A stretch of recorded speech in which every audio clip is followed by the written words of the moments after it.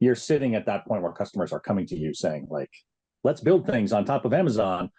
So are there things, and I'm sure Eric and Abdul, you guys can have opinions on this, but are there things that streaming operators are doing in their workflows, whether it's on purpose or inadvertently, which is causing some of those, as you termed them, John, unpredictable costs to rise? Yeah, I mean, I can start with the very tactical people that leave encoders on for the weekend after the Friday night fights. Whoops. Those are very difficult to engagements to have with a customer. Other things that I've seen is I've seen a customer license content, and the content provider provided a whole ABR stack, and it was a very thick, expensive stack. They had no idea and they were on the hook for the CDN cost. So these are kind of like niche-y things, but I'll get back to what I call the unpredictable. Nobody saw that one coming, especially, if you sign them a multi-year contract like that and then try to work it back. The other thing too is, and probably everybody could learn from this, getting the right size content to the right devices, to the right personas.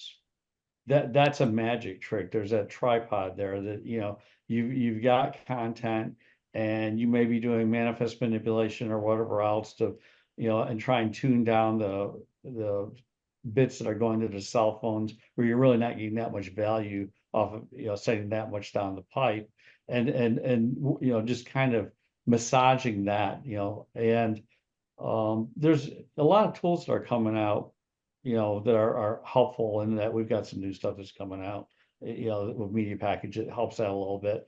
And then the last one that I have seen is it's right there of not turning your instances down is CDN misconfigurations can cause a lot of pain.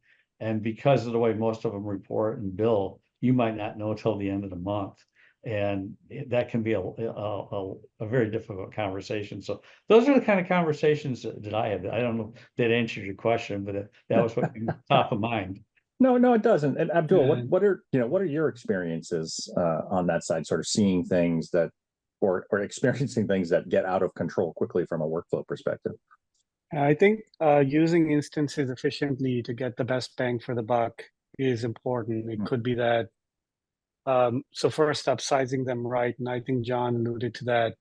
You don't want to go to an instance size that's bigger than what you need. It could be that a smaller instance would provide you better return on investment for the compute that you want to do. So for example, even if you are doing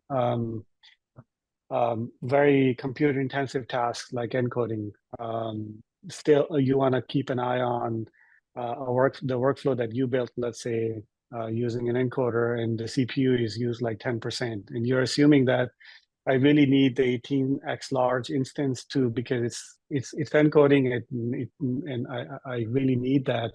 Whereas if you look at the spec of the usage, it may be underutilized significantly. So designing that and making sure that your infrastructure, you're utilizing it to the maximum extent and doing some sort of right sizing and fitting it for the workflow, I think goes a long way in making sure that you're optimizing it. Eric, what are your thoughts? I would say on the compute side, you've got a couple of factors to consider. One, you try to right size, you try to cluster. So Zixi is software defined. We focus very much on efficiency and throughput, and different protocols matter. I happen to work for a company that has a protocol. But within the efficiencies we see there, we could be, say, 2.5 times more efficient in the payload than an SRT, for example.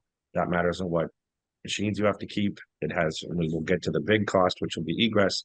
But you need to find out how you can do more throughput per core.